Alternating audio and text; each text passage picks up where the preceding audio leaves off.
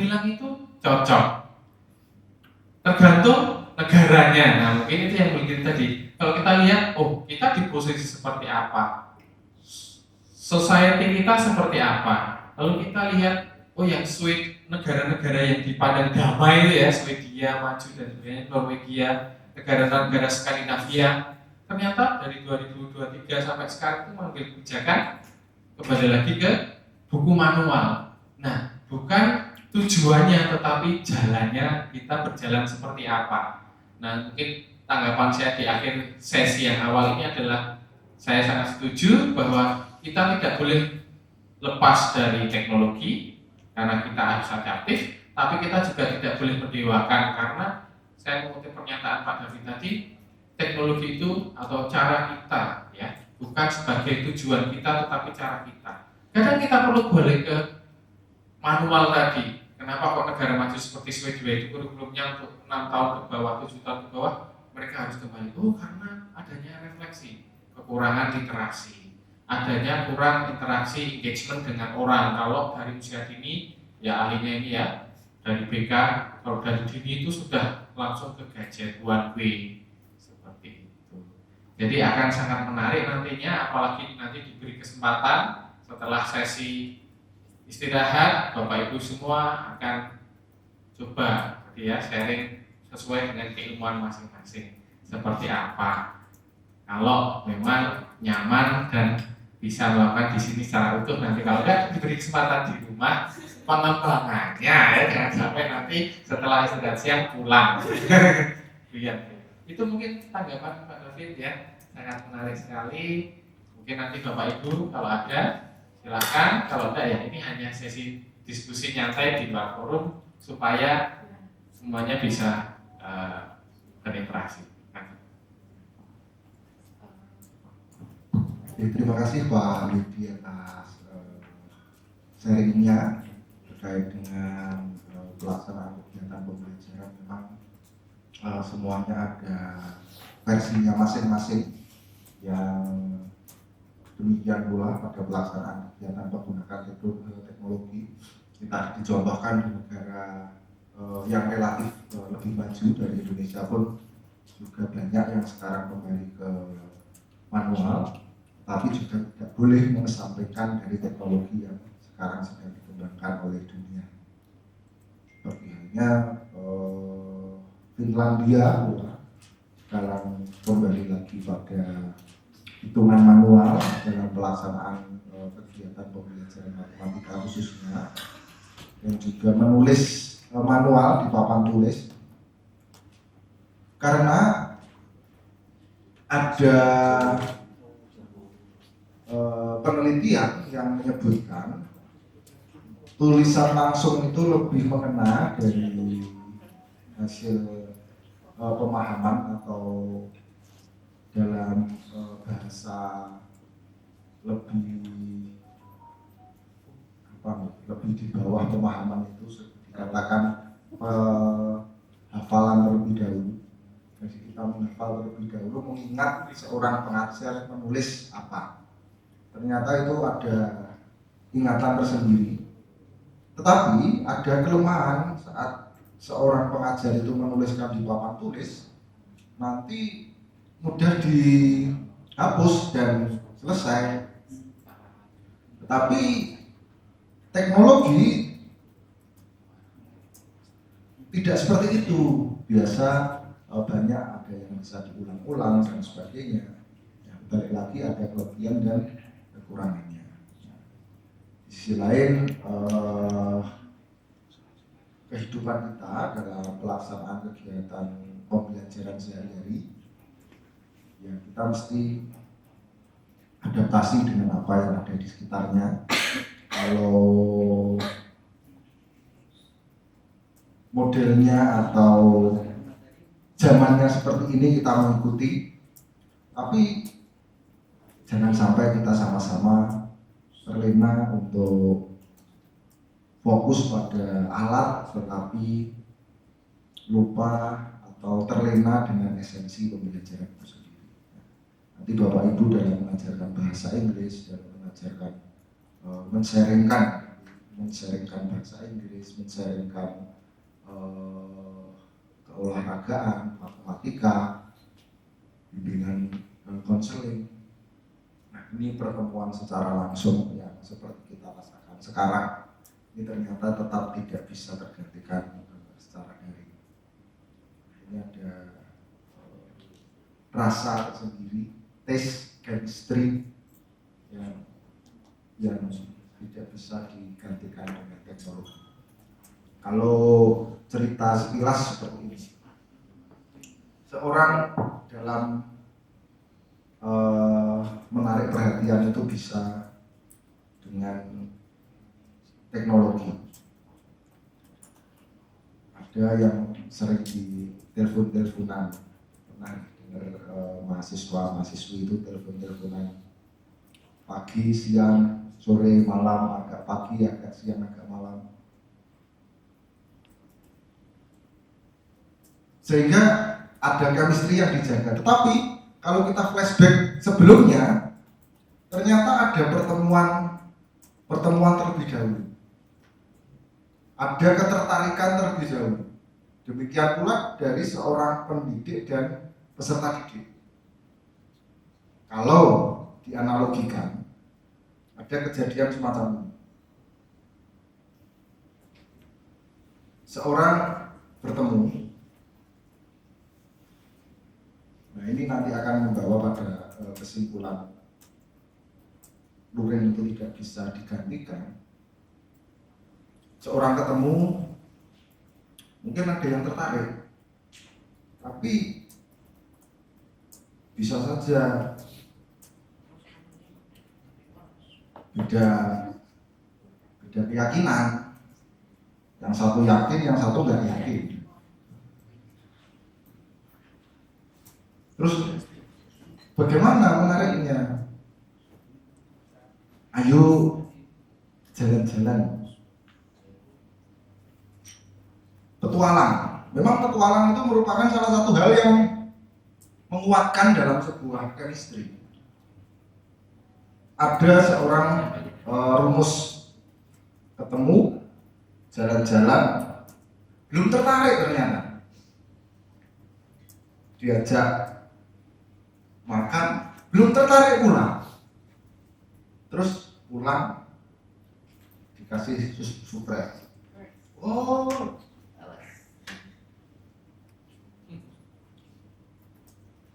malamnya di telepon. Diulang lagi, jalan-jalan, berpetualang, dijak makan, ada surprise.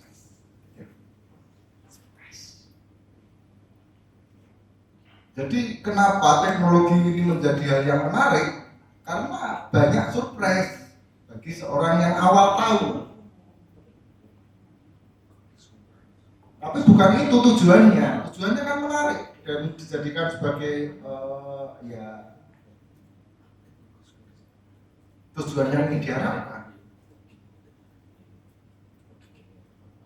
Saat itu berulang, nah nanti ke circle yang dijalankan atau sebuah perputaran yang lebih intensif itu nanti akan semakin merapat.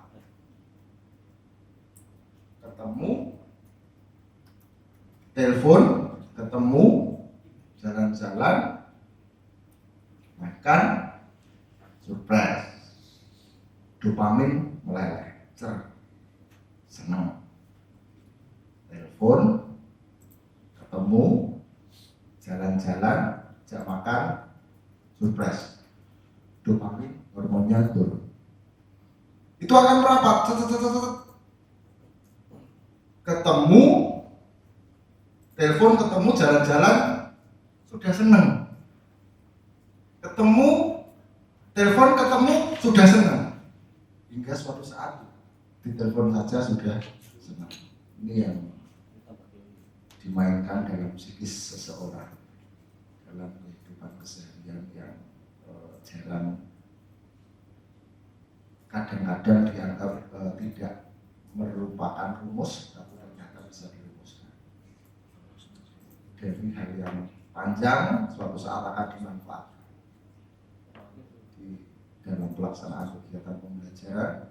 Bisa saja Bapak Ibu membuat menarik saat ada PKKMB, mungkin oh ini ternyata ada hal yang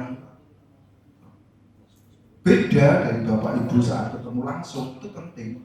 Tapi suatu saat Bapak Ibu bisa sekedar daring pun tetap mewakili diri Bapak Ibu dengan mahasiswa yang diharapkan.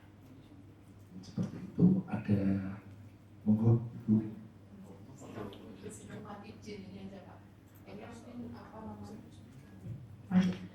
Terima kasih sebelumnya Pak David, izin ini Bapak Ibu semuanya.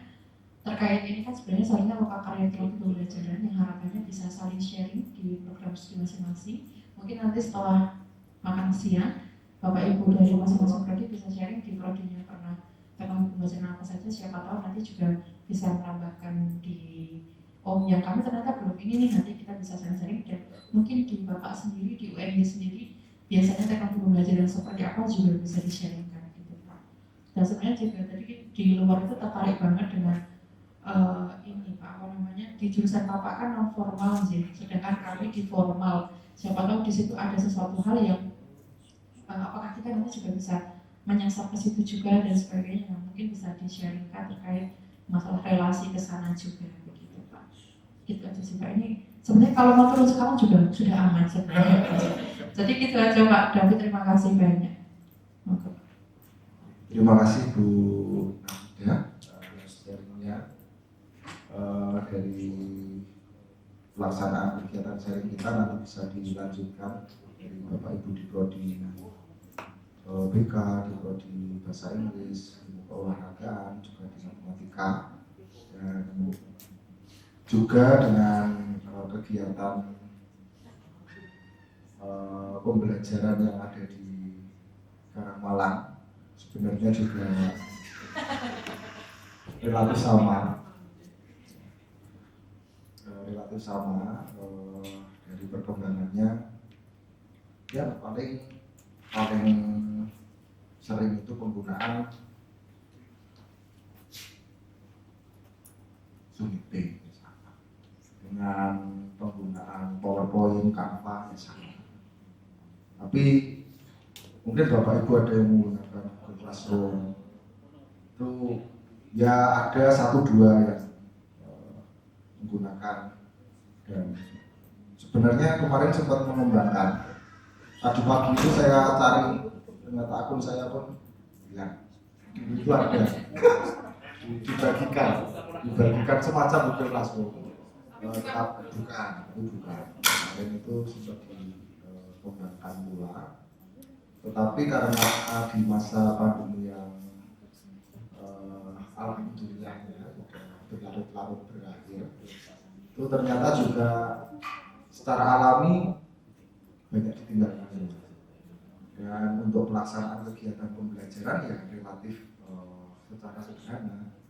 Jadi saat ingin menggunakan pembelajaran secara daring, biasanya direkam ataupun rekaman screencast direkam, terus nanti diberikan linknya pada peserta didik. Seperti itu semacam pelaksanaan kegiatan pembelajaran yang relatif sama dengan Bapak Ibu semua.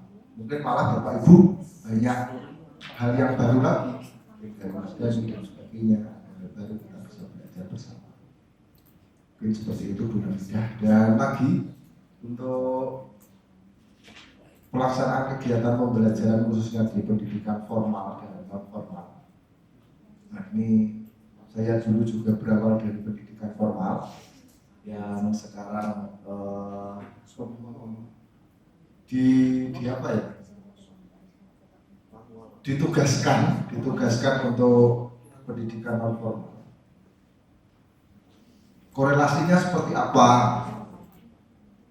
Ternyata yang sedikit saya ketahui dalam pendidikan formal itu memang diberikan pembelajaran yang detail, terstruktur, dan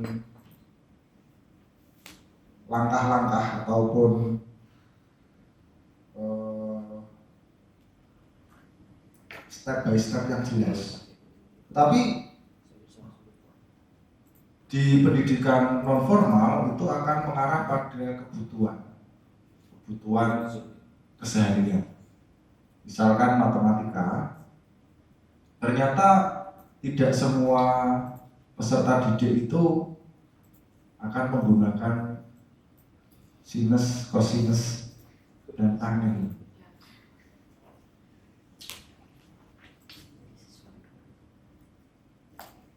Nah, di sini bisa apa? Kita bisa relatif menyesuaikan dengan audiens. Misalkan komunitas tertentu, mungkin dalam kegiatan sanggar belajar matematika, kegiatan matematika untuk wirausaha, kegiatan matematika untuk kesetaraan. Untuk kesetaraan mungkin relatif sama dengan pendidikan yang ada di sekolah-sekolah. Tapi kalau memang mengarah pada kewirausahaan, pada wisata edukasi, nah biasa di sini matematikanya lebih ke implementatif.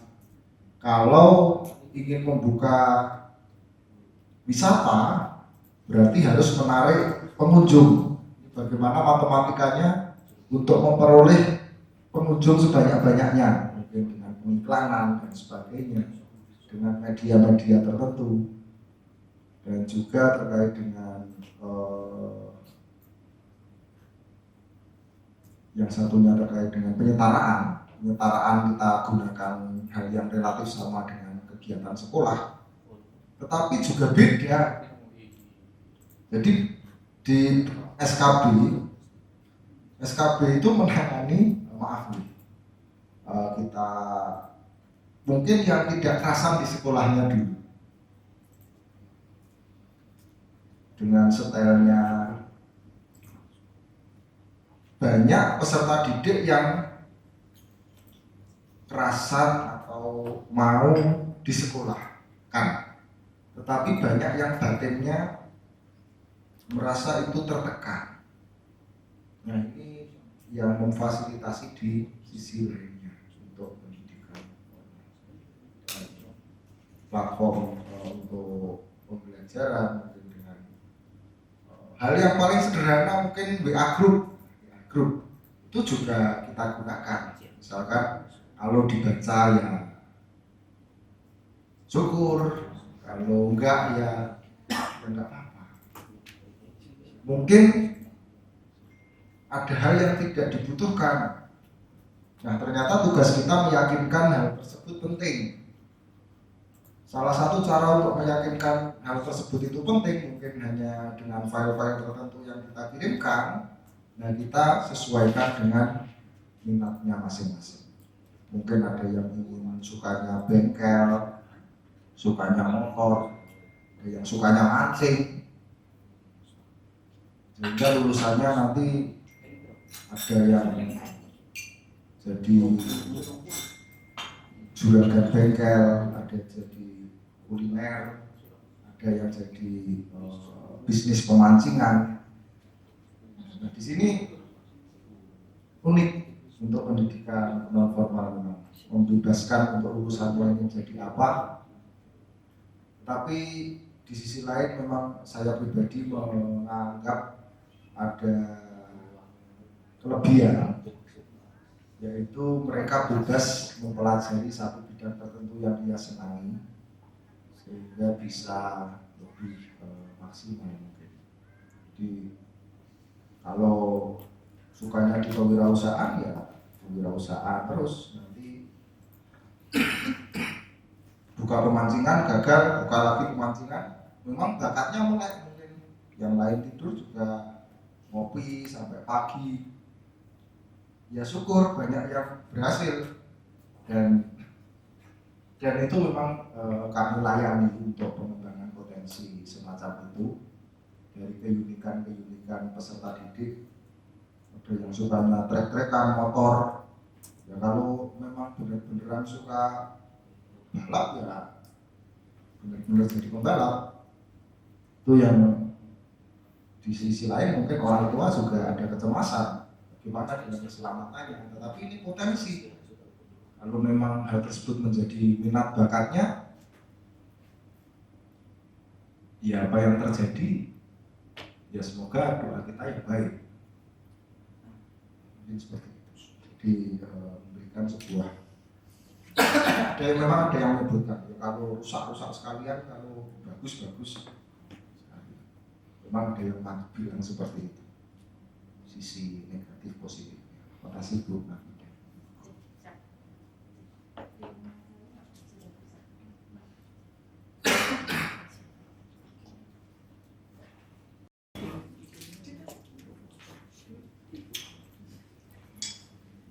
Warahmatullahi wabarakatuh. Selamat siang Bapak Ibu. Oke. Ini nampaknya agak ngantuk ya Bapak Ibu. Oh enggak. Oke.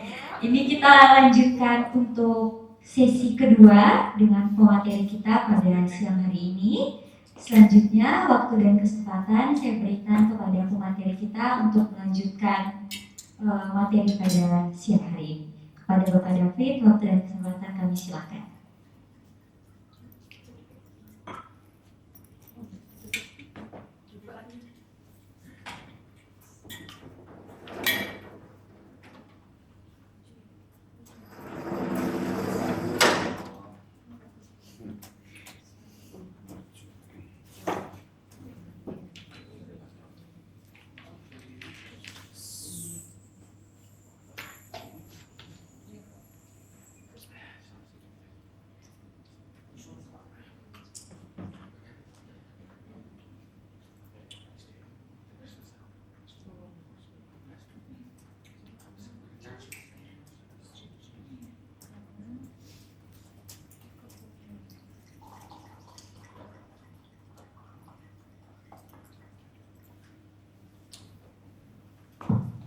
Jadi kita sharing lagi terkait dengan pelaksanaan kegiatan sharing teknologi pembelajaran yang sudah kita obrolkan di sebelum pertemuan kedua ini. Sebenarnya yang pertemuan kedua ini bisa langsung saja bagi Bapak Ibu untuk penyusunan ataupun nanti apabila ada produk yang akan dihasilkan. Kemarin saya share dengan Bu Nafida buat media apa itu ya, misalkan Bapak Ibu ada waktu senggang dipersilakan, dan untuk desain pembelajarannya ini untuk pembelajaran berbasis teknologi adalah sebuah proses dalam merancang pengalaman pembelajaran dan seterusnya, dan juga terkait dengan penggunaan literasi digital untuk pelaksanaan kegiatan pembelajaran yang dijalankan. Tadi untuk multimedia kita bisa sebutkan terkait dengan Canva, terkait dengan PowerPoint dan sebagainya. Nanti Bapak Ibu bisa menyusunnya dan kita sharingkan bersama untuk pelaksanaan kegiatan pembelajaran sesuai dengan prodi masing-masing. Untuk elemen-elemen penting dalam desain pembelajaran di sini dari penentuan tujuan, memang di awal yang diharapkan untuk pelaksanaan kegiatan penyusunan pembelajaran yang dibasiskan pada IT atau teknologi pembelajaran di sini terkait dengan tujuan atau pencapaian dari pembelajaran yang akan diperoleh itu memang hal utama yang ditekankan apapun media yang digunakan, tetapi dari esensi pelaksanaan kegiatan pembelajaran di sini memang tetap ditekankan untuk pencapaian tujuannya. Dan untuk pemilihan teknologi yang tepat atau sesuai dari pelaksanaan kegiatan pembelajaran yang dijalankan. Nah, di sini diharapkan teknologi sebagai media, nanti silahkan Ibu Bapak untuk menyesuaikan dalam penyusunan media pembelajarannya, mungkin dengan menggunakan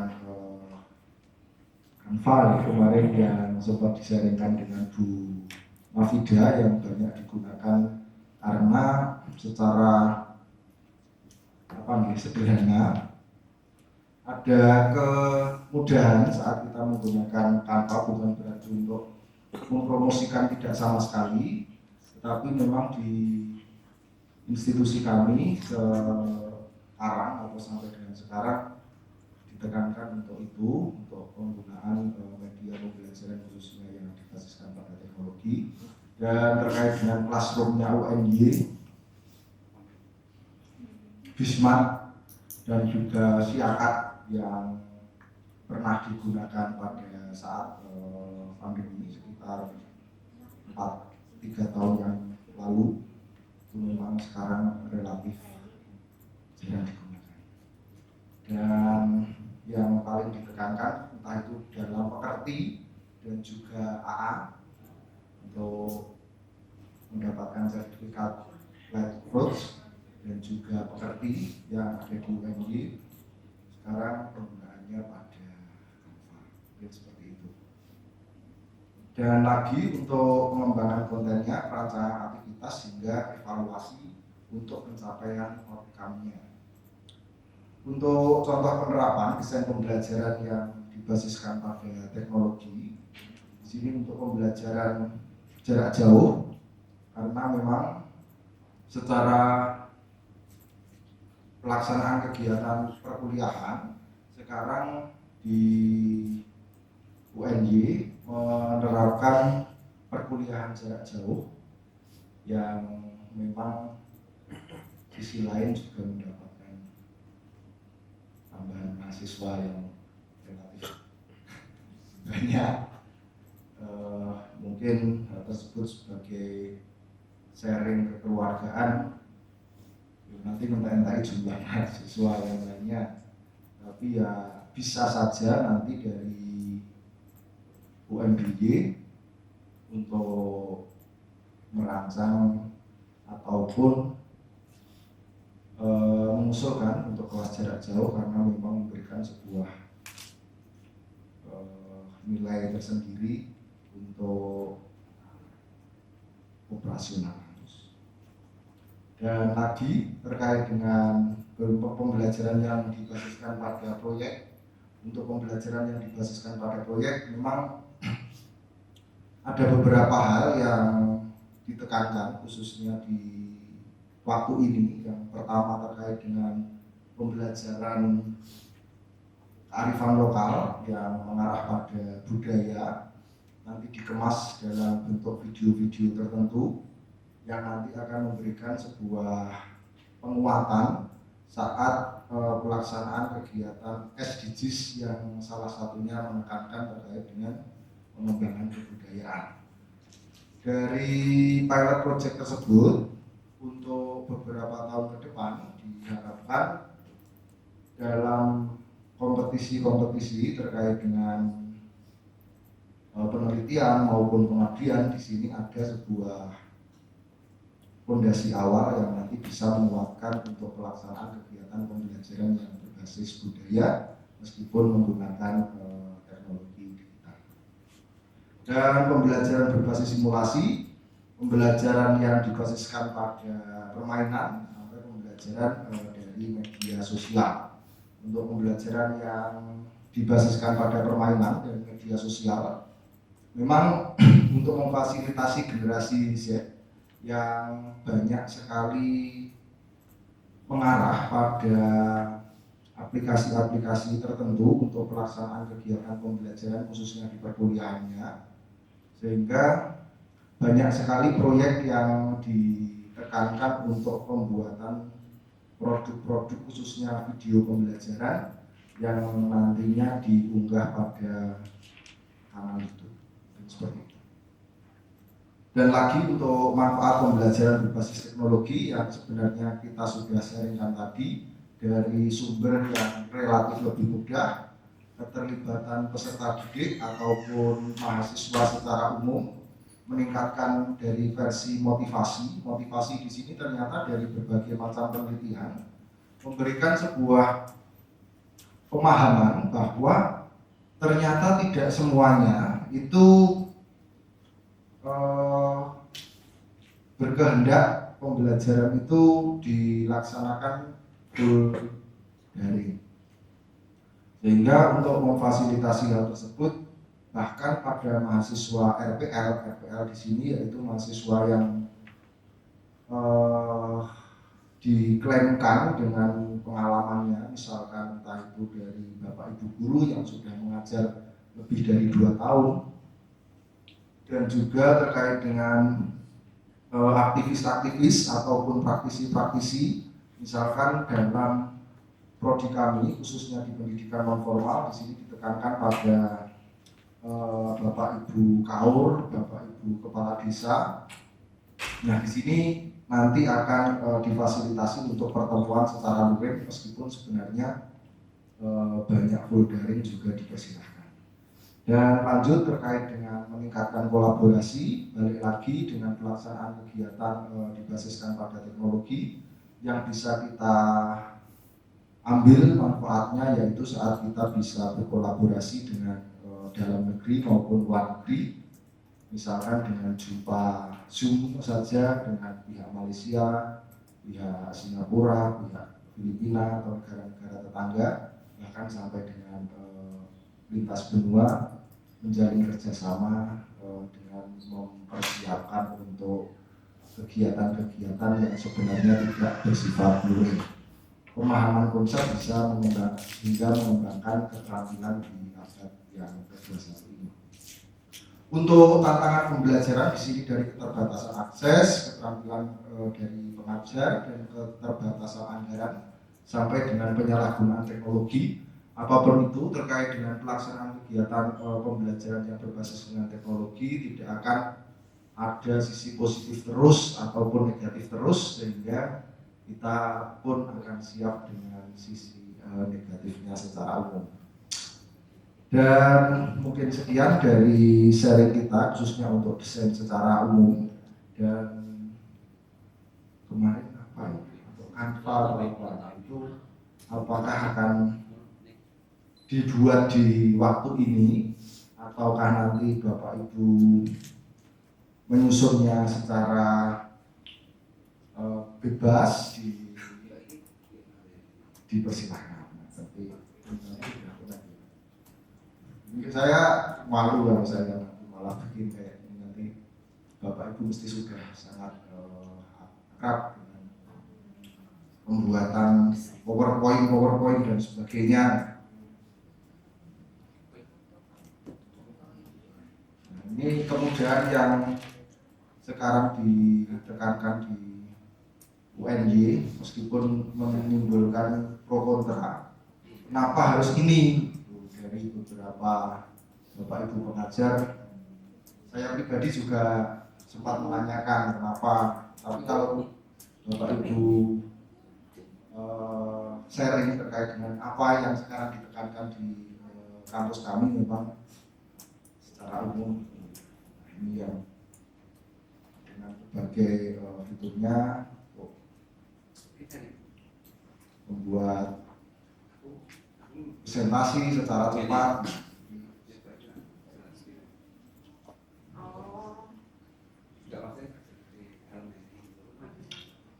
Mungkin seperti itu Ibu Bapak dari penyusunan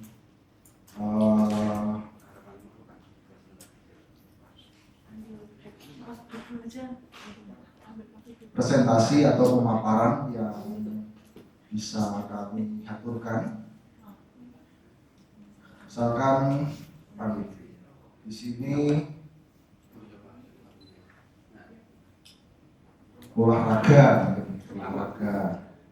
Di seperti ini kan biasa kita sharingkan pada pertemuan-pertemuan kami untuk pembuatan media secara cepat. Nah, ini nanti template-nya.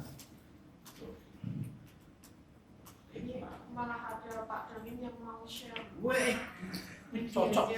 Wah itu cocok. Jadi, Pak Damin nanti dari bahasa Inggris, dari ilmu keolahragaan, dari bimbingan konseling, dan juga dari matematika. Untuk share produknya bisa jadi bahan sharing bersama untuk saling melengkapi. Berarti ini cuma menjelaskan elemennya aja kan Pak? Jadi, Nggak mungkin tak ajari bahasa Inggris sama mereka. silakan Pak. Pak David mau nanya juga sembari menunggu Pak dari di sana. Kan katanya kakak itu kan bisa buat jualan desain gitu ya. Pak David pernah cobain belum? Belum. Oh, iya. Jualan desain gitu. Jadi untuk biasa yang jualan desain itu saat kita nanti akan mempromonya ke yang berbayar. Buka banyak kan? Gimana? Saya share di WA aja ya. Saya Coba ya. bisa.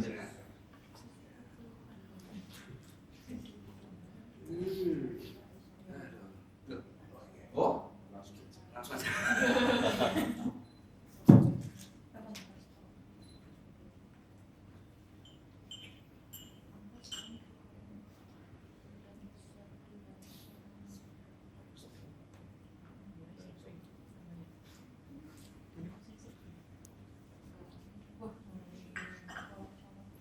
Sesuai dengan ininya.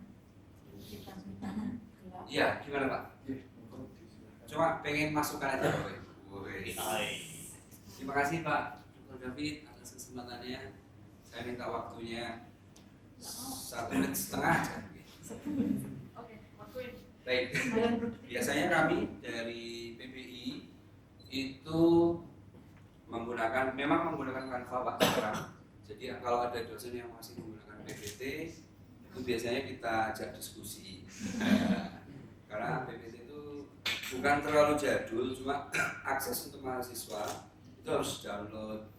Kadang filenya bisa hilang. Tapi kalau berupa link itu kemungkinan di-share di manapun sangat lebih mudah seperti itu. Makanya kami kebijakannya di Prodi PBI itu menggunakan Canva salah satunya. Seperti biasa, kami harus menunjukkan objective of learning-nya dulu. Jadi tidak bisa mengajar hari ini tiba-tiba memberi power paragraph. Nah, itu juga kami hindari karena menurut kami tujuan utama dari PowerPoint adalah poinnya. Yang akhirnya contoh di mata kuliah ini kita satu meeting itu ada 3 learning outcomes-nya. Jadi kita harus, kalau kami harus paparkan biar tahu mahasiswa endingnya mau kemana seperti itu, biar fair kalau kami menurutnya seperti itu. Nah biasanya saya langsung ke intronya.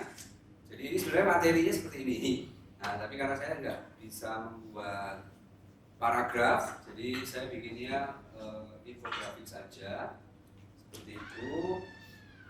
Nah untuk selanjutnya kalau kami menyebutnya namanya learning engagement. Jadi kadang mahasiswa kan masih ngantuk gitu lah, atau bosan seperti itu. Nah jadi kami coba pakai clicker atau bisa pakai Mentimeter. Jadi kalau ada yang ngantuk biasanya harus bergerak Pak, menggunakan HP. Nah kalau duduknya belakang biasanya nggak suka tuh buat scan dari jauh kan, ini harus maju. Jadi yang kami tuju itu adalah pergerakan mahasiswa, dan akhirnya mereka akan, walaupun ini anonymous, tapi mereka juga akan berpartisipasi.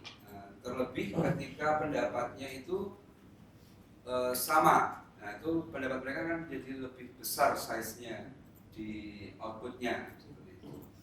Terus selanjutnya materi lagi kami seperti itu.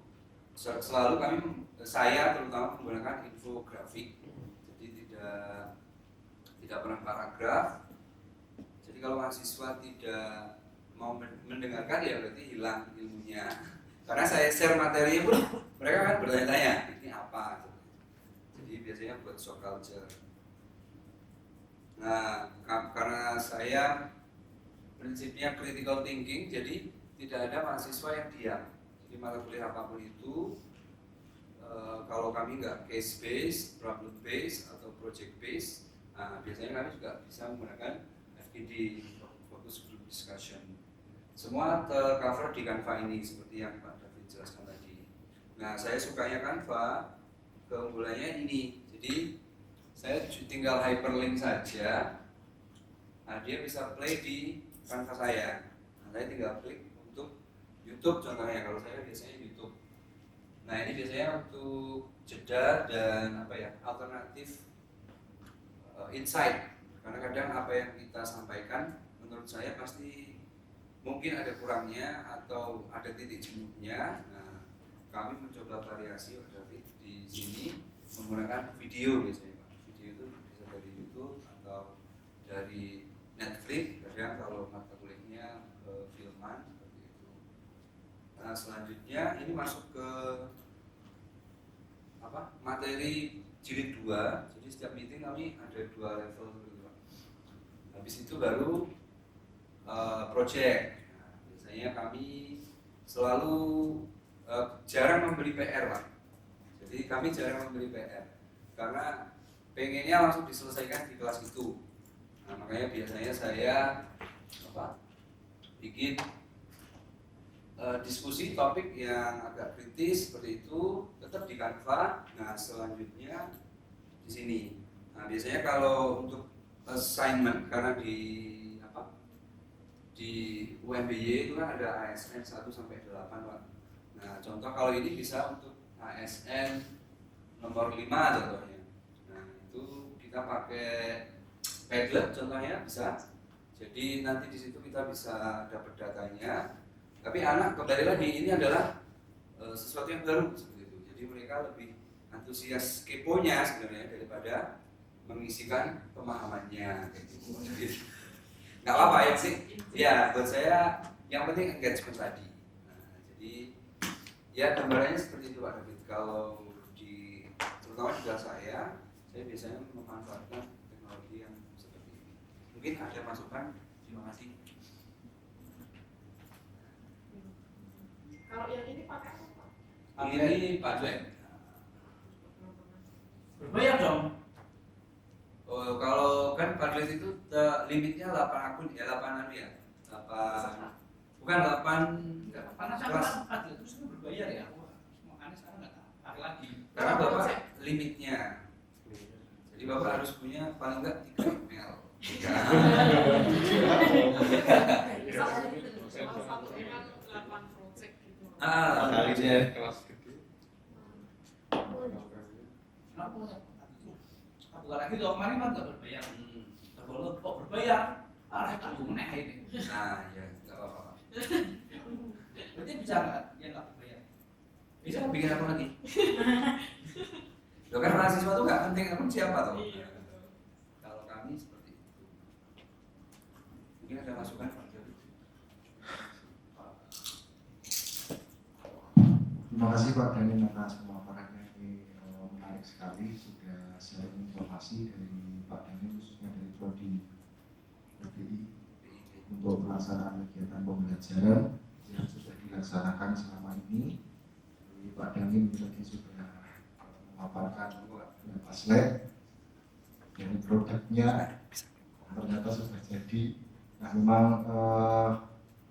secara sederhana dari kami yang sering dilaksanakan memang semacam itu, dan untuk smart dan sebagainya memang sepertinya akunnya sama. Untuk Google Classroom mirip dengan Google Classroom, hanya saja kami menggunakan SSO dari internal prodi, seperti itu sama persis. Dan lagi mungkin dari prodi Matematika saya, Pak. dari matematika. Saya pernah di matematika.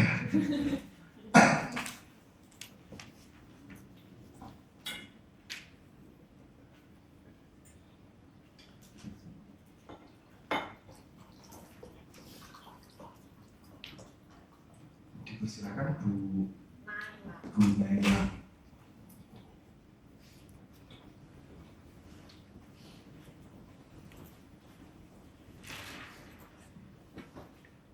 Terima kasih atas waktu yang telah diberikan, Bapak. Selamat siang, Bapak Ibu. Ini agak berbeda dari yang tadi Pak David sampaikan dan Pak Daning sampaikan. Saya malah mencoba kembali ke PowerPoint. Ternyata juga masih banyak yang bisa dieksplor seperti itu. Kalau desain, saya juga mengambil dari Canva, tapi untuk slideshow dan segala macam saya kembalikan ke PowerPoint. Termasuk ini Bapak Ibu mungkin ini share juga. Di PowerPoint ini bisa dimasukkan game yang memang sudah asli di PPT. Sebentar.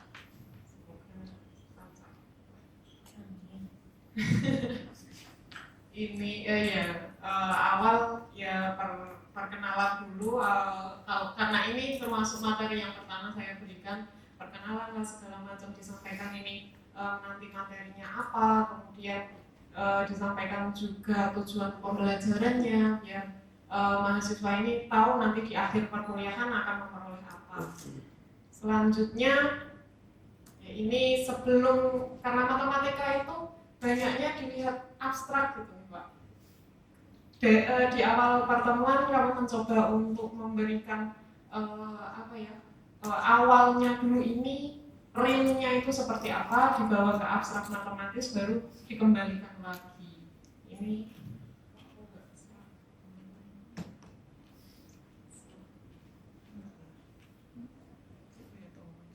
ya, ini adalah game yang saya sampaikan tadi. Jadi di awal tadi saya menyediakan kode. Kalau ini pakainya ClassPoint, Pak. ClassPoint.app itu termasuk add-on yang ada di PowerPoint. Kemudian mahasiswa bisa membuka link di ClassPoint.app, kemudian memasukkan kode yang ada di pojok kanan itu. Kalau ini 71644. Kemudian nanti kalau ada seperti yang ini ada slide drawing ini bisa saya klik, kemudian di handphone mahasiswa nanti sudah muncul kuisnya. Nah dalam kuis ini saya minta mereka untuk melingkari pulau Sulawesi. Nah salah satu hasilnya seperti ini. Jadi mereka yang melingkari ini. Misal nanti sudah benar bisa kita kasih bintang.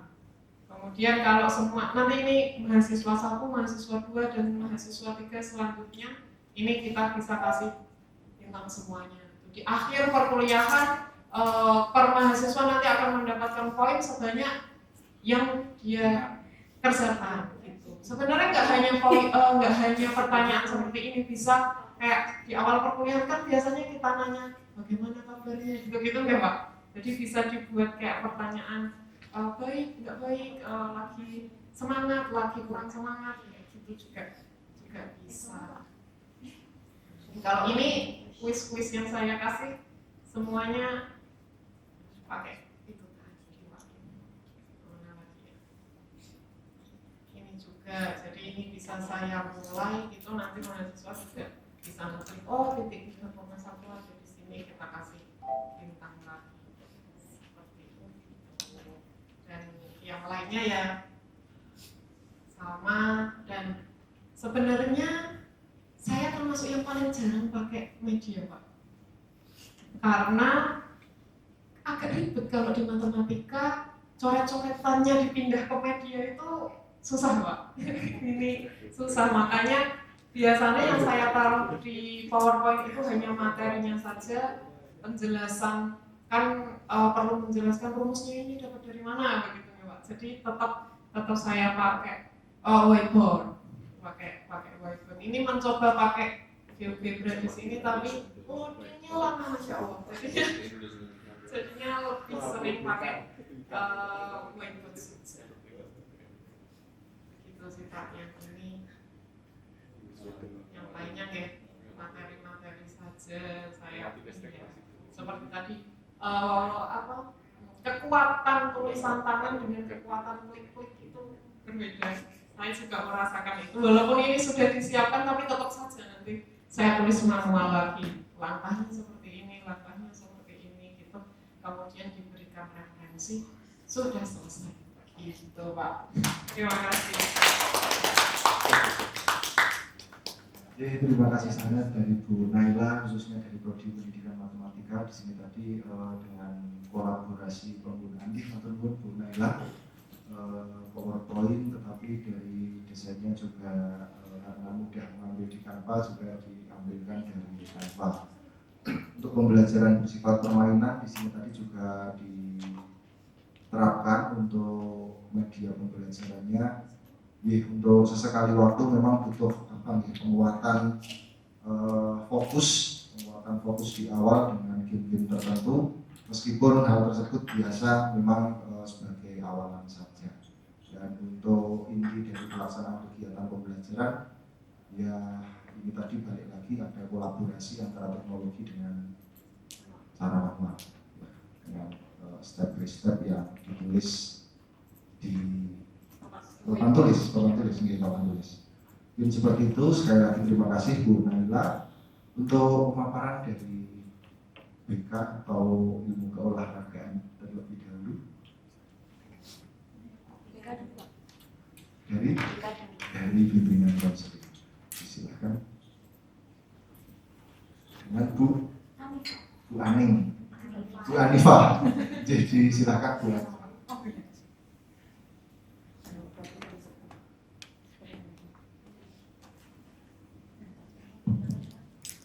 Baik, Assalamualaikum warahmatullahi wabarakatuh.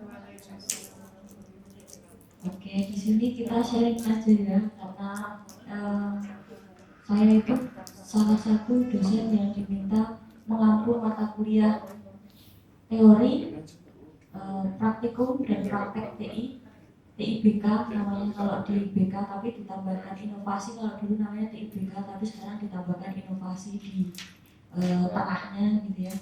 Nah, kami menggunakan, terutama saya gitu ya, selalu menggunakan Canva. Dulu di awal menggunakannya masih menggunakan PowerPoint, tapi ternyata setelah saya cek kembali, ternyata lebih lengkap Canva. Karena kalau PowerPoint itu perpindahannya agak sulit gitu ya. Termasuk juga pengaturan dari ini apa namanya ya, font, lalu lebih banyak gitu ya, dan lebih kaya. Dari gambar pun juga bisa langsung dicari lewat ini gitu ya. Nah, seperti itu. Nah, ini adalah salah satu media yang saya gunakan. Nah, ini dengan Canva. Tentunya pasti pemfokusannya dengan PowerPoint. Lalu PowerPoint-nya kalau saya lebih suka yang bergambar ya, banyak gambarnya. Jadi nanti mahasiswa itu bisa fokus dulu dengan gambar, baru nanti baca materinya yang sedikit-sedikit ini gitu ya. Nah, seperti itu.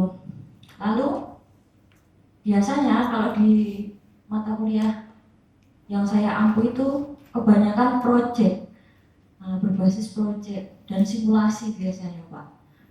Kalau yang terakhir ini bekerja sama juga dengan mitra, misalnya sekolah terutama gitu ya, dari SD, SMP, SMA. Nah, sebelumnya kan dibekali materi, lalu saya coba cek dulu dengan mereka membuat project. Ini adalah beberapa contoh project-project dari teman-teman mahasiswa. Nah, coba saya besarkan misalnya. Di slide aja. Ini aja deh ya.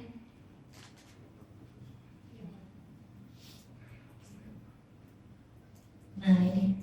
Jadi kalau di BK itu kan kadang guru-guru bingung ya, apa yang diajarkan di BK gitu.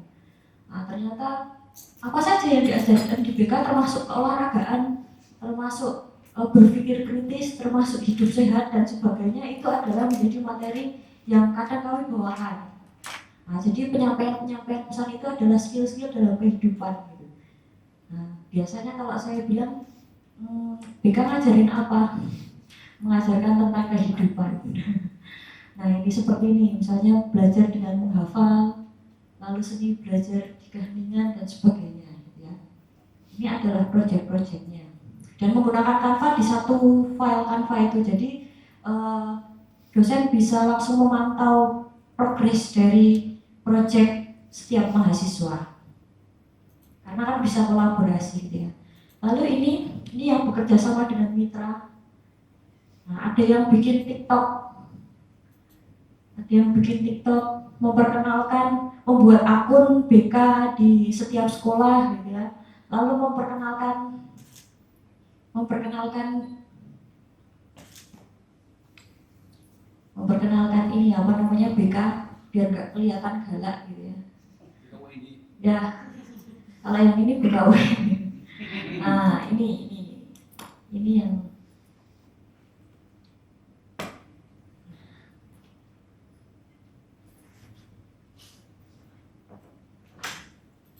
jadi biasanya terakhir project, portofolio dan sebagainya. Koneksinya tidak terlalu bagus. Lalu juga kami bukan hanya bergerak untuk proyek mahasiswa dengan mitra, tapi juga kami dari prodi sendiri gitu ya sudah menerapkan, salah satunya di Instagram prodi, akun Instagram prodi. Ini juga kami menyampaikan materi-materi tentang kebekaan. Misalnya seperti ini, musik sebagai obat menyelaraskan kesehatan fisik dan mental. Selain itu juga di TikTok ada, tapi baru beberapa. Kalau yang ini khusus di mata kuliah praktek TI BK. Nah, ini yang saya buat BK Membuana. Nah, ini konten-kontennya.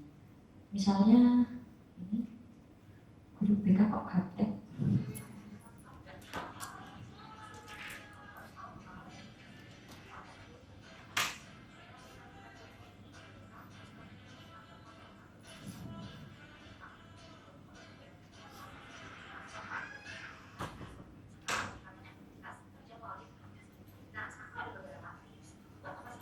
Nah, kalau ini tips-tipsnya guru BK biar gak gaptek itu seperti apa?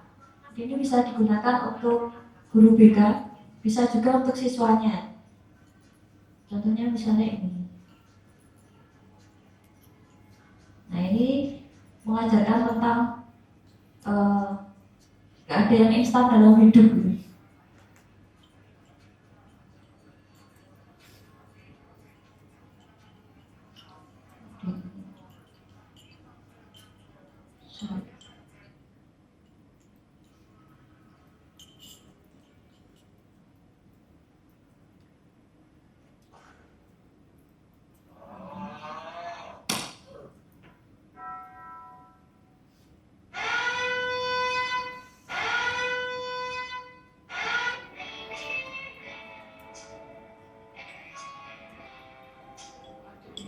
Ini menggunakan adiknya. Nah, seperti itu. Nah, ini adalah sedikit sharing kami kalau di prodi BK Pak. Seperti itu. Baik, terima kasih. Begitu saja, Bi. Waalaikumsalam warahmatullahi wabarakatuh. Ini tadi dari prodi BK ditampilkan juga dengan video-video singkat yang memberikan inspirasi untuk belajar yang tidak instan dan sebagainya. Biasa yang sekarang tren di prodi BK itu apa nih? Dari kalau kita sharing di UNJ teman di BK itu membuat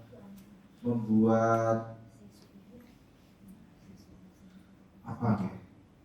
Semacam pagelaran karya seni yang dilaksanakan oleh teman-teman atau saudara-saudara yang berkebutuhan khusus, misalkan jadilan dan sebagainya. Kemarin menggandeng Gunung Kidul dan juga ditampilkan dengan video-video yang singkat untuk memberikan sebuah gambaran bahwa tidak hanya dengan seorang yang relatif dengan tanda petik normal fisik itu bisa berkegiatan semacam itu, tetapi memberikan inspirasi kepada saudara-saudara yang berkebutuhan khusus khususnya di fisiknya tetap bisa berkreasi maksimal. Dan lagi terkait dengan penguatan video, dalam BK banyak digunakan untuk menguatkan sisi mentalnya, misalkan diperlihatkan seorang yang jauh dibilang lebih berkebutuhan banyak dari kekurangan yang ada sisi fisiknya, sehingga nanti dari inspirasi tersebut nanti bisa mengembangkan mental untuk lebih kuat lagi menghadapi kehidupan selanjutnya. Itu semacam itu di bidang BK. Dan lagi terakhir di sini dari ilmu keolahragaan. Silakan. Terima kasih. Terima kasih Pak Dr. David atas waktu yang diberikan. Sebelumnya mohon maaf ya kalau Ilkor ini berbeda dengan prodi yang lain, karena 80% Ilkor itu di lapangan, ya, dan karakteristiknya pun berbeda dengan prodi yang lain. Nah, jadi teknologi pembelajaran yang prodi kami terapkan itu hampir sama dengan TBI tadi. Kami memakai Padlet, ya Padlet ada kuisis, terus untuk kadang-kadang kita pakai Koko juga untuk untuk melihat keberhasilan anak lewat permainan Koko itu kan. Nah, meskipun nanti pada dasarnya yang tadi saya sampaikan 80% itu di lapangan. Jadi itu hanya untuk sudah sampai masih kesapaian anak tersebut. Nanti meskipun nanti praktiknya di lapangan dengan hasil ada video-video yang dikirimkan anak, dan hampir semua dosen outputnya itu dalam bentuk keluaran video dan nanti dia diupload di YouTube. Ya memang tujuan kami yang pertama memperkenalkan teknologi, yang kedua memasarkan produk kami. Terkait video itu banyak, terkait mungkin silakan kalau saya renang, silakan lakukan gerakan gaya dada yang benar, berapa menit. Terus anak yang lainnya mungkin silakan lakukan gaya dada yang salah. Ya supaya apa? Supaya di YouTube tuh oh ini loh gaya dada yang benar seperti ini, yang salah seperti ini. Nah, itu sih dari prodi kami. Mungkin ada yang tambahan, mungkin aja kalau Pak Habib cukup tetap bikin. Pak ini yang lebih ini bikin aja mungkin pakai laptop Pak. Saya di lapangan yang ini bikin aja ke teorinya. Terima kasih Pak atas waktunya. Tadi dari KOR itu menampilkan video-video saat pelaksanaan praktiknya, yaitu saat renang, mungkin lari, mungkin dan sebagainya. Nah, ini nanti akan memberikan sebuah gambaran cara berenang dengan gaya tertentu yang benar, tapi juga diberikan contoh yang salah. Ini dari Bu Ginanjar. Oh, sudah diunggah di YouTube.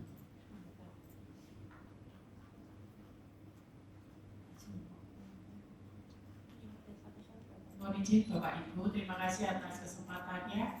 Jadi saya sedikit melengkapi bahwa benar sekali apa yang sudah disampaikan oleh Pak Dr. Andika Manoke, bahwa di dalam pembelajaran kami ada mata kuliah teori, juga mata kuliah praktek, sebagaimana dalam studi Bapak Ibu sekalian. Untuk teori kami juga mempergunakan baik itu PowerPoint dan Canva. Selebihnya kami lebih menguatkan kepada gerak praktek mahasiswa kami sehingga mereka memiliki keterampilan atau kompetensi yang sesuai dengan bidang kami di bidang olahraga. Karena nanti apabila mahasiswa kita lulus, tentunya mereka diharapkan mengetahui gerakan yang lebih ke arah psikomotorik gerak mereka. Selain secara teori kognitif mereka mempelajari teknik dasar, strategi, kemudian juga fisik, mereka juga keterampilan geraknya diharapkan mampu di dalam mempraktekkannya baik sebagai konsentrasi pendidikan, konsentrasi di terapis olahraga, dan di konsentrasi kebugaran. Kalau di mata kuliah saya, di sini kami untuk teknologi pembelajaran kami melibatkan juga YouTube Di situ mahasiswa dapat menganalisis gerak, misalnya adalah pencak silat. Gerakan combo tangan dan kaki. Seperti ini. Atau stand up flex arm. Heel touch tanpa chest press. Jadi sebelum ke arah jurus keseluruhan, mereka akan mempelajari bagaimana teknik kuda-kuda sebelum ke arah jurus. Jadi dari kuda-kuda cara berdiri, sikap hormat, sikap pasrah, sikap melangkah, kemudian bagaimana menendang, bagaimana memukul, bagaimana merangkai dua gerakan, kemudian menjadi kelompok gerakan, dan kemudian ke arah jurus di sini.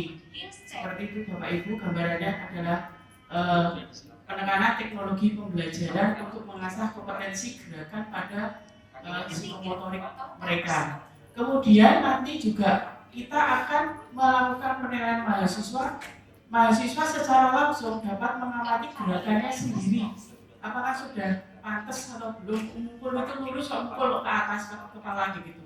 Karena kan ada aturannya bahwa tidak boleh menyerang bagian leher ke atas, dan bagian kemaluan itu akan secara visualisasi mereka akan menilai itu gerakan itu kurang ya. Jadi mahasiswa berdasarkan proses learning, ya, mereka juga menganalisis gerakan yang pendek-pendek seperti itu atau foto gitu. Selain Canva dan PowerPoint, kita juga menguatkan ke arah pengasahan gerak psikomotoriknya Bapak Ibu. Nah, ini adalah yang pencak silat.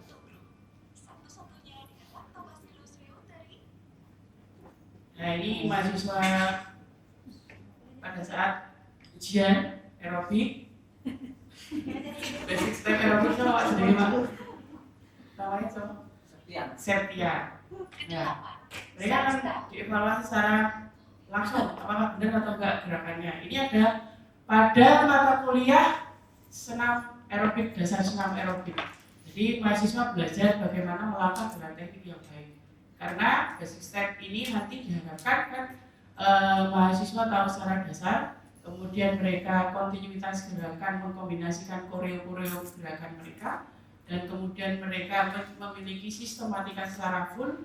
Nah, ini tahap-tahapnya mereka harus mengamati apakah benar atau belum. Jadi kita benar-benar memaksimalkan visualisasi mereka di dalam teknologi pembelajaran ini. Jadi kalau misalnya kita menggunakan PowerPoint, ya kita kombinasikan ini dengan YouTube. Kemudian nanti mereka supaya lebih semangat dan termotivasi, kita munculkan TikTok.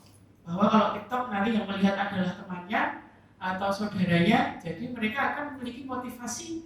Dan dalam pembelajaran ini dilihat teman saya, jadi saya harus bangun dalam mempraktekkan gerakan ini seperti itu. Jadi kita ada teknologi pembelajaran prodi dari Canva, dari PowerPoint, dari YouTube, TikTok, dan benar sekali yang disampaikan Pak Dika, juga di situ ada spill prodi, sehingga sekaligus sebagai promosi seperti itu.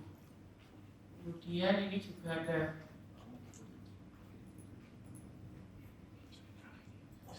siswa di aula, mereka serius nih belajar di aula kampus 2 SMP peralatan jurus.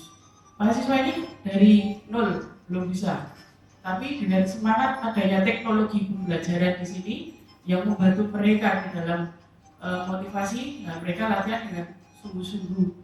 Jadi tanpa mereka menjadi atlet, tetapi mereka belajar bagaimana belajar dengan baik melalui teknologi pembelajaran dari dasar sampai dia menguasai CPMK. Di pertemuan terakhir keseluruhan jurus harus mereka tampilkan. Harus bisa.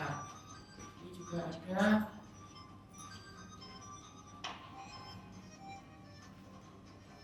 mahasiswa semester sekarang.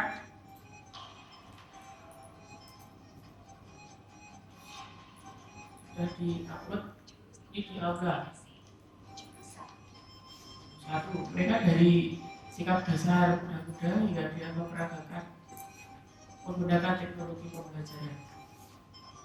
Harapannya nanti mereka bisa menguasai kita ini ketika PPL mungkin bisa meneruskan materi ke mahasiswa PPL sebagai ekstrakurikuler atau kalau di senam aerobik bisa di KKN bisa untuk membantu masyarakat mengikuti senam ibu-ibu lansia dan umum. Seperti itu. Penerapan teknologi pembelajaran kami ke arah visualisasi penekanan gerakan mereka, Canva, PowerPoint, dan didukung YouTube, TikTok, dan pendukung lainnya. Demikian Bapak Ibu, terima kasih atas waktu dan kesempatannya. Terima kasih mungkin dari Pak Febri. Selamat siang, Assalamualaikum warahmatullahi wabarakatuh. Terima kasih sangat Bu Ginanjar yang sudah memaparkan dari pembelajaran yang berbasiskan teknologi khususnya di IKOR. Ini tadi juga diawali dari Pak Dika yang sudah memaparkan hal-hal yang sudah dilaksanakan yang didasarkan pada teknologi pula. Misalkan ini tadi selain Canva juga dikolaborasikan dengan video pembelajaran yang di sini tadi menampilkan gerakan-gerakan yang nanti bisa dijadikan sebagai bahan percontohan apabila dalam pelaksanaan kegiatan perkuliahan mungkin di akhir kelasnya ataupun untuk YouTube-nya itu dibuka secara umum atau hanya saat perkuliahan saja diumumkan, sehingga ini tadi juga ada kaitannya dengan promo juga marketingnya nanti di-spill terkait dengan IKOR UMBY. Terima kasih yang sering dilaksanakan sekarang memang semacam itu dengan pelaksanaan kegiatan tertentu, tapi di sisi lain juga ada penegakan yang berjalan. Terima kasih Pak Dika dan Bu Ginanjar atas pemaparannya. Memang saya tidak menguasai juga terkait dengan gerakan-gerakan, tapi tadi juga terhibur untuk video-video yang bisa kita jadikan sebagai bahan belajar olahraga tertentu, karena memang di dalam untuk jiwa yang sehat di BK itu terdapat tubuh yang kuat. Dalam tubuh yang kuat, insana incorpore sano. Terima kasih atas pemaparannya. Mungkin dari sharing kita di pagi sampai siang hari ini secara keseluruhan sudah dijalankan oleh Bapak Ibu. Terima kasih atas antusias dan juga perhatian dari Bapak Ibu. Mungkin relatif sekilas apa yang kita sharingkan di pagi siang hari ini, tapi di sini semoga akan memberikan sedikit sharing yang bermanfaat ke depannya. Itu yang kita harapkan bersama. Dan apabila ada hal yang sekiranya tidak berkenan dari hal yang kami aturkan, saya pribadi mohon maaf. Dan dari Bapak Ibu jelas kami terima kasih sangat atas perjumpaan dan juga kekeluargaan yang dijalankan selama ini. Semoga bisa berjalan seterusnya antara UMBY dengan UMBY khususnya. Mungkin seperti itu dulu, ada kekurangan kami mohon maaf. Kami cukupkan terlebih dahulu untuk produk dan juga sharing kita. Selamat siang. Wassalamualaikum warahmatullahi wabarakatuh. Foto dulu Pak.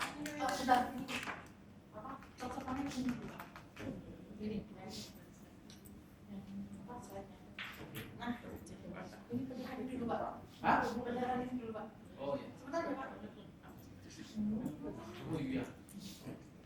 Pak kan?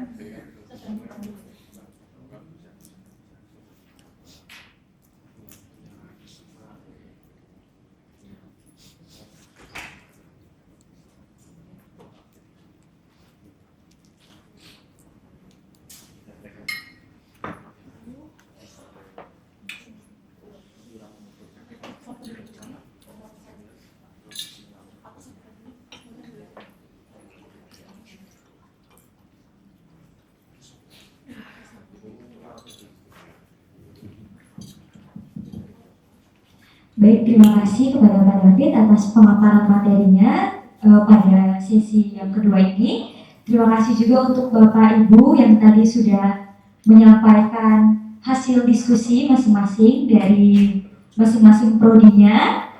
Selanjutnya untuk melanjutkan kegiatan kita pada siang hari ini, kami mengundang Pak Nuryadi untuk menyampaikan sepatah dua kata mungkin di depan Pak. Kepada Pak Nuryadi, waktu dan kesempatan kami silakan.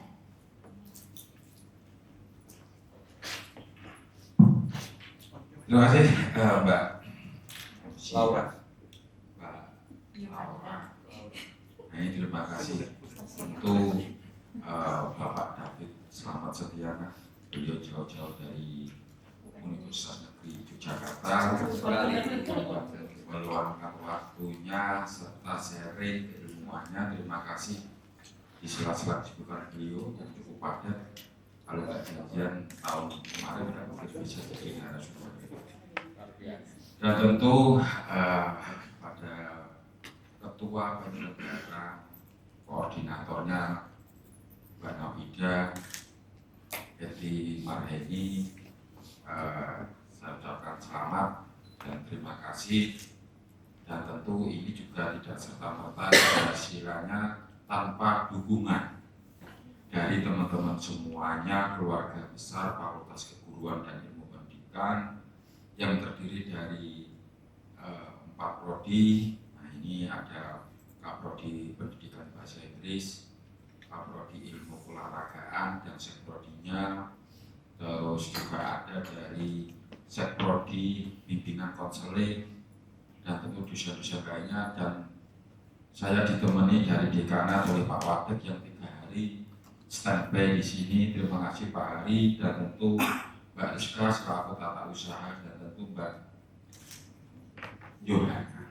Nah, hibah ini tentu saya ingatkan juga bahwa ini baru sebagian serangkaian kegiatan hibah. Salah satunya yang memang lokakarya, di mana nanti masih ada aktivitas-aktivitas dan sub-sub aktivitas yang harus terlaksana paling tidak sampai bulan Agustus September. Nah, ini mengingat nanti ada laporan kemajuan dan sebagainya. Di sela-sela teman-teman semuanya yang mungkin hadir selama 3 hari, tentu saja terima kasih sudah meluangkan waktunya standby di ruang ini dengan 3 narasumber. Hari pertama yaitu Pak Iqbal Kaisudin, yang kedua Pak Danuri, dan yang hari ini adalah Mas David. Ini selama 3 hari yang mungkin saja dengan pahami dengan beraneka ragam variasi ataupun sharing keilmuan. Yang pertama dari pembelajaran diferensiasi, terus pembelajaran mendalam dan teknologi pembelajaran. Semoga nanti ke depan materi ini bisa kita kolaborasikan. Nah, paling tidak ini merupakan basic untuk pembelajaran deep learning-nya ini kenal semuanya. Dari sentuhan teknologinya, diferensiasi, itu sesuai dengan kemarin saya sebutkan adalah Permendikbudristek nomor 48 tahun 2023, sesuai dengan Conference SDGs tahun 2024 Oktober di Hotel Jakarta. Nah, ini yang dan pembelajaran mendalam ini juga masukan ataupun basic suatu model dengan teknologi ini menjadi deep learning itu. Nah, harapannya selama 3 hari ini akan membuahkan suatu model tersendiri ataupun rangkuman buku rancangan. Nah, ini yang mungkin saja nanti bisa digunakan sebagai acuan bagi mahasiswa maupun calon guru ataupun guru sesuai dengan kebutuhannya masing-masing. Dan tentu hibah PKKP ini didanai oleh Kementerian Pendidikan Tinggi. Nah, kita juga tidak juga dapat dukungan dari kampus Universitas Mercubuana. Tentu kita harus mampu mengoptimalkan dan memanfaatkan kesempatan ini, dan tentu mengcover ataupun meningkatkan indikator kinerja utama sesuai dengan indikator kinerja utama yang ditentukan oleh sesuai dengan Permen nomor 44 tahun 2019. hal-hal yang indikator pencarian utama ini yang belum terpenuhi dengan hibah PKKP ini semoga bisa tercover atau terpenuhi, syukur meningkat sesuai dengan indikator kinerja utama. Nah, hal inilah yang mungkin saja ke depan ada program akselerasi dan ke depan insya Allah kita bisa paling tidak berkolaborasi dengan lainnya, perguruan tinggi lainnya berupa konsorsium dan lainnya. Nah ini dengan seperti ini nantinya sama-sama kita paling tidak paham akan perkembangan ataupun dinamika sebagai kampus PTS dan menjawab tantangan bahwa kampus PTS mampu untuk bersaing secara sehat, sehingga sama-sama kita intinya adalah mengimplementasikan apa yang kita dapatkan, apa yang kita punya ke masyarakat, syukur-syukur sampai hilirisasi produk-produk keilmuan kita. Nah itu sedikit ya yang dapat saya sampaikan. Sekali lagi saya ucapkan banyak terima kasih pada teman-teman semuanya, dan tentu Bapak David selaku narasumber saya banyak terima kasih, dan Mbak Yohana Laura terima kasih, dan teman semuanya kurang lebihnya mohon maaf. Assalamualaikum warahmatullahi wabarakatuh.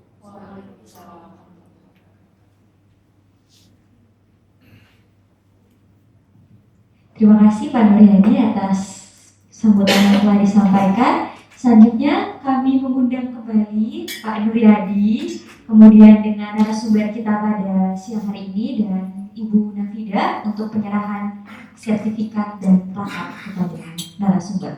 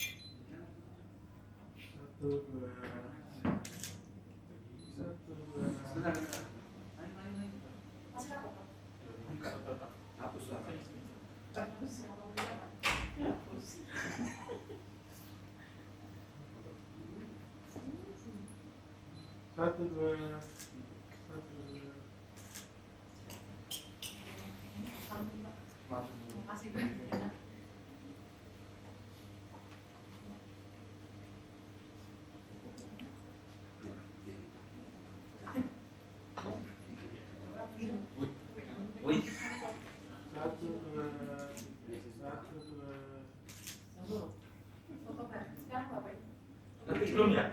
Belum, kan nunggu. Oh iya, foto di mana? Biasanya sini. Tetap nunggu Pak Dekan, Pak. Kita kalau nggak ada Pak Dekan nggak mau foto. Dari cari agak ke belakang tuh. Wah, kabel gue. Kayaknya daerahnya kalau cuma foto. Ya wes, dia benar.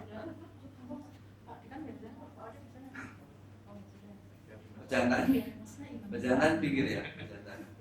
Sana kayaknya sini Pak saya beli Pak kita. Pak, di sini Pak, biar siap. Tunggu Pak Menteri. Apa kayaknya ayo. Kita ora. Zona kafe beto amin aku. Oh aman. Sampai Pak. Perlu duduk Kak, Pak Dekan sama Pak. Enggak usah. Aman. Siap. Ini 1 2 3. 1 2. Kayak bebas. Satu kali. Kayak bebas. Setiap Satu, dua, aktivitas 2 3. 1 2 3. Setia pada proses. Oke. Terus tutup akunnya. Thank you ya. Siapa ya? Ini anu Mas Dodi ya. Kopinya hadir. Teman-teman. Ditutup dulu terus. Belum. Belum. Oh iya iya. Ditutup.